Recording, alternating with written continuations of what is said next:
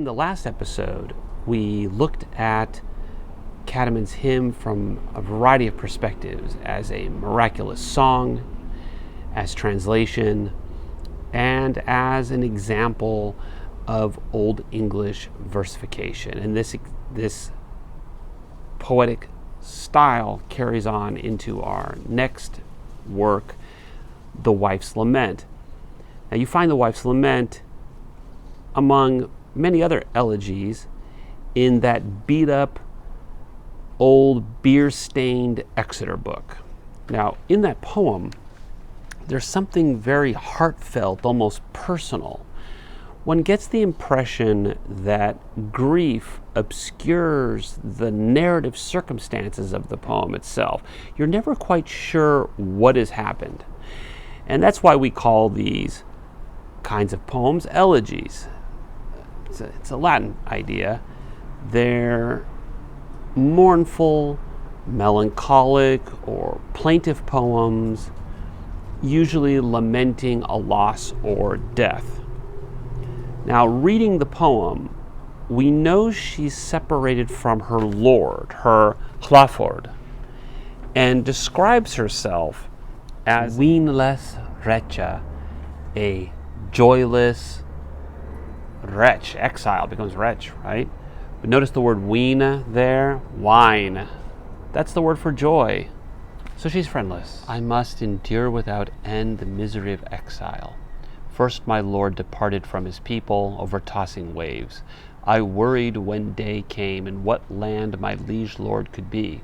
Then I set out, a friendless exile, to seek a place for my sore need. But the circumstances are not clear. All that has changed, our nearness once is now as though it never had been. Now, far or near, I must bear the malice of the man I loved. Does it have something to do with her lord or her husband? Your translation seems to imply it. My husband's kin had hatched a plot, conspiring secretly to separate us, so that we, widest apart in the world's realms, lived in most misery, and I languished. But Old English doesn't really clear it up. Husband is a translation. The Old English, this is why you always have to look at the Old English. When you're looking at Old English, only says this, that this monis magas. Thus monis magas, this man's kinsman, but it would also mean this man's young man, this man's warriors. Which man? Plus, mon is a man, a person, a husband. It can even be used as a foe or enemy. And is the man the Lord? I've also always wondered if she's dead. I was told to live in a grove of trees, under an oak in an earthen cave. That earth hall is old, yearning overcomes me.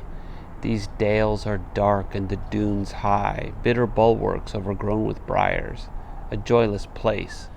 Doesn't that sound like a grave? Now, making a dead person or inanimate object speak has a rhetorical tradition. It's actually a rhetorical figure. It's very literary. This is a point that Old English literature is not a primitive literature, pagan literature or something. It is a very sophisticated literature. When we're talking about making an absent person speak or an historic person speak, and by extension historic people are usually dead, so making a dead person speak, we call this sermosenatio. And in Cicero, you're speaking on behalf of someone else. When we're thinking about objects, the figure that makes objects speaking, we call that prosopopeia. And we find prosopopeia, for example, in the dream of the rod, or road. Yet I, lying there for a long time, sorrowfully beheld the tree of our Savior, until I could hear it call out to me, the best of all wood began speaking words. That was years ago. I yet remember that I was cut down at the edge of the forest, torn up from my trunk. These powerful enemies took me and put me to make a circus play. We also find it in the riddles. This is the riddle about the making of a Bible.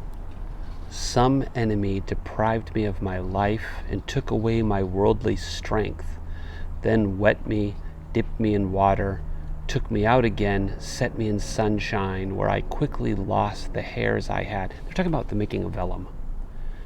Later, the knife's hard edge cut me with all impurities ground off. Then fingers folded me, and he becomes a paper, a folio, a page.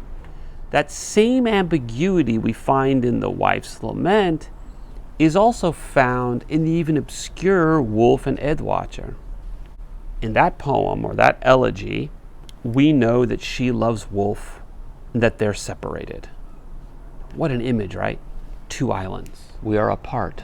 Wulf is on one isle, I am on another. Fast is that island set among the fens. You can start to hear how they're trying to alliterate what words we can use.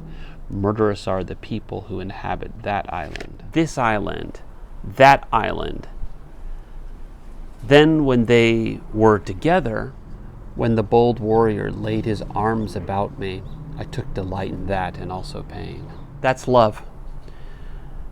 There's always an antithesis, right? That's a figure of thought built out of contradictions.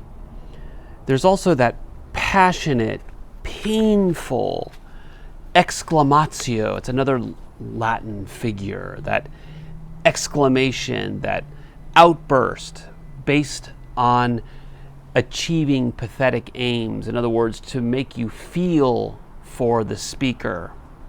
When she cries, "Wulf, mein Wulf. Oh Wulf, my longing for your coming has made me ill." There's almost a hint there of a kind of lovesickness that you find, for example, in Ovid or later medieval literature in France and also in England. But what about the other wolf, the one that steals the whelp or cub?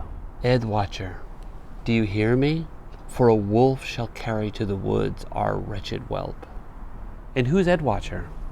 It's as if a person's grief is getting in the way of intelligibility.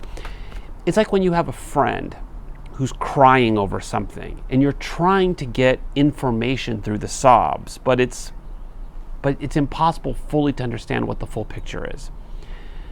This is well-written poetry, but it's written as if grief acts as a barrier towards intelligibility. In fact, I love James Simpson's comments. He's the editor of the Norton and a medievalist from Harvard. When he talks about Wulf, the first 3 lines of this lyric poem consist of 3 grammatically coherent sentences. He should have written lines. And yet they paint no coherent narrative situation. The gap of narrative sense between the first and second sentences or lines begs the reader to supply a narrative. This ambiguity is essential to Old English poetry. In fact, it's essential to all good poetry. Now, like in The Wife's Lament, like in Wulf and Eadwacer, there's also ambiguity in The Wanderer, a personal favorite of mine. In the next episode, let's continue talking about the Elegies. Alright guys, don't forget to like and subscribe and ring that notification bell.